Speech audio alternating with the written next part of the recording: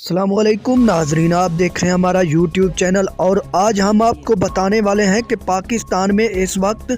کون سی سچویشن ہے۔ جی ہاں دوستو، جیسا کہ آپ دیکھ سکتے ہیں کہ پاکستان میں اس وقت کافی زیادہ ماحول گرم ہو چکا ہے اور پورے ملک میں شدید احتجاجات کیے جا رہے ہیں، جس کی وجہ سے پورے ملک میں ہنگامی صورتحال لگی ہوئی ہے اور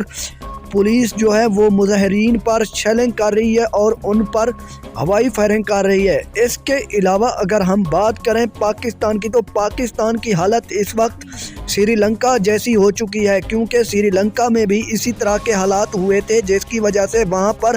پیٹرول، کھانے پینے کی اشیاء پر شدید قلت ہو گئی تھی اور کافی زیادہ وہاں پر جھگڑے ہوئے تھے، جس کی وجہ سے کافی زیادہ لوگوں کے جانی اور مالی نقصان ہوا تھا، جس کی وجہ سے ملک